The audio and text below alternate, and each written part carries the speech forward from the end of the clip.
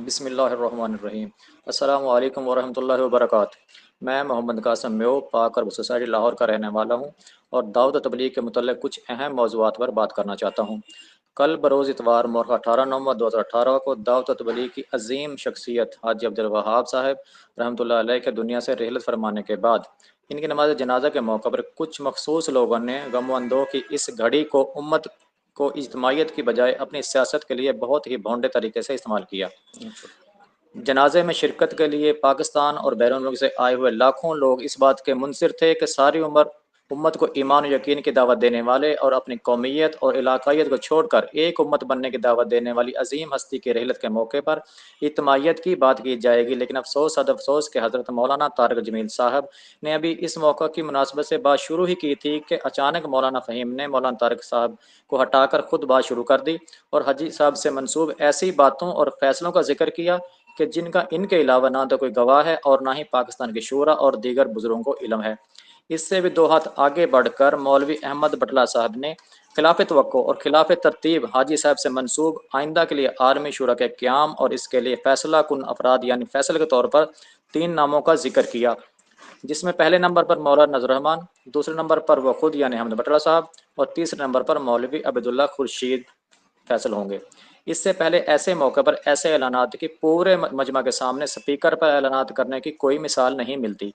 इस पर मुस्तज़ाद ये है कि आज जंग अखबार में बड़ी सुर्खी लगाई गई है कि मौलाना नजर रहमान को तबलीगी जमात का नया अमीर मुकर्रर कर दिया गया है।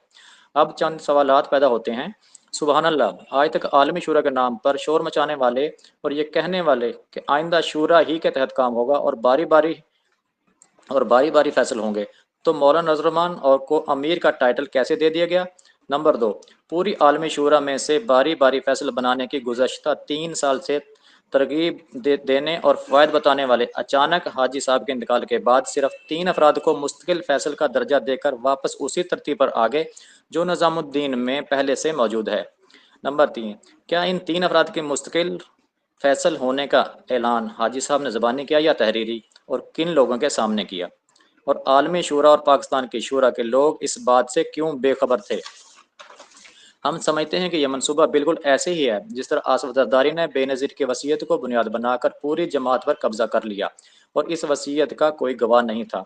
लिहाजा हम समझते हैं कि यह दावत व तबलीग के काम पर एक सोचे समझे मनसूबे के तहत हमला किया गया है और चंद अफराद जिनमें मौलवी फ़हीम, मौलवी अहमद बटला, डॉक्टर सलीम और डॉक्टर नदीम अशरफ शामिल हैं, इसके मनसूबा साज हैं। हम इस पैगाम के ज़रिए दाऊद के काम से जुड़े तमाम भाइयों से बिलअमूम और पाकिस्तान की शूरा और मुकीमीन और रोज़ाना वक़्त देने वाले साथियों से बिलखसूस दरख्वास्त करते हैं कि इस साजिश को पहचानें और इस काम को इसके आलमी मरकज़ निज़ामुद्दीन की तरतीब पर आलमी सतह पर चलाने की कोशिश करें और इस आलमी शूरा के फितना को ख़त्म करने की।